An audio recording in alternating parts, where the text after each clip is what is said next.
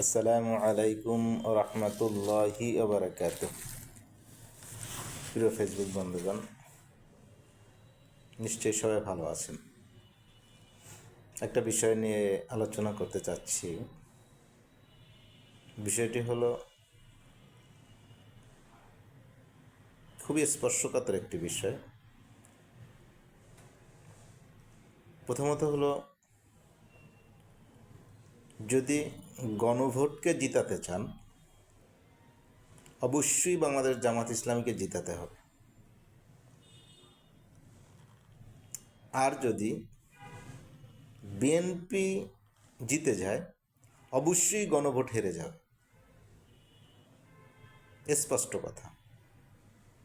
এই কথার কোনো ভবিষ্যৎবাণী বা কোনো এর অন্য কোনো অর্থ নেই।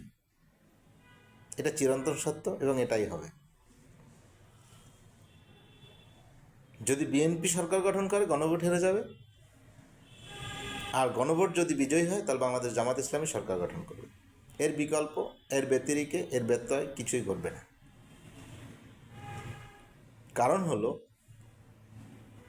বিএনপি গণভোটের বিপক্ষে।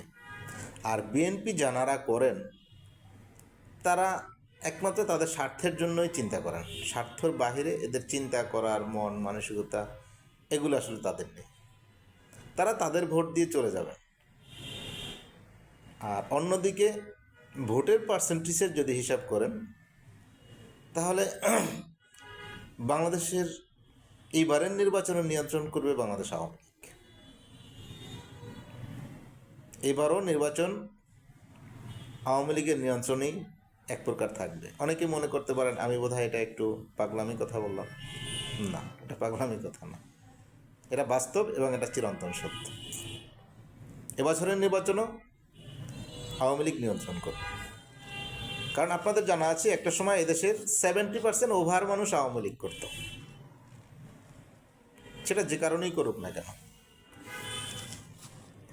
70% ওভার মানুষ আওয়ামী লীগ করত। তো সেই জায়গা থেকে এখন প্রতিবেদনে দেখা যাচ্ছে যে 70% ওভার মানুষ এখন বিএনপি করছে। তাহলে এখন এই লোকগুলো আসলো কোথা থেকে?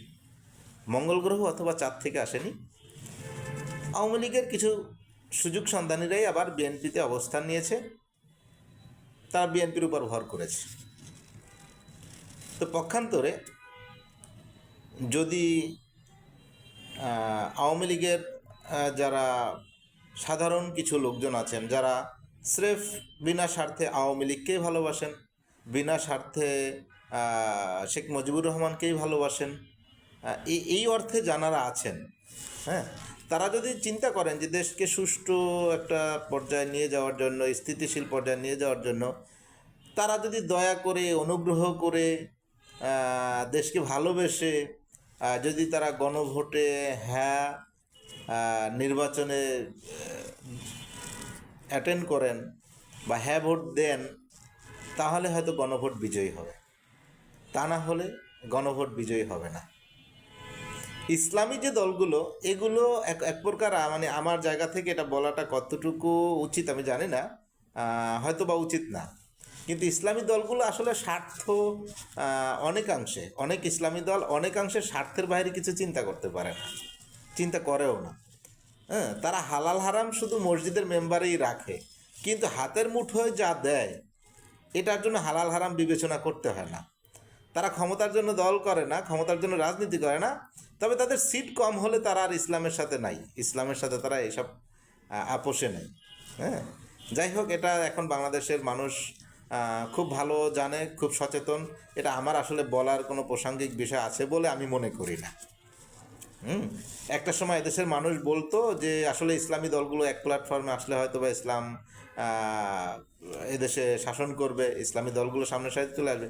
আসলে এদেশে গতানুগতিক ধারায় যারা ইসলামের প্রচার এবং প্রসার এবং ইসলামকে পুঁজি করে, তারা আসলে মূলত নিজের স্বার্থে, নিজের গদি, এগুলো নিয়ে চিন্তা চেতনা করে। তাই সকলকে আহ্বান করব, অন্তত গণভোটকেও যদি আপনারা জয়যুক্ত করতে চান, তাহলে বাংলাদেশ জামাত ইসলামীকে ভোট দিন, দাঁড়িপাল্লা মার্কায় ভোট দিন। এই আহ্বান রেখে শেষ করছি। আসসালামু আলাইকুম ওয়া রাহমাতুল্লাহ।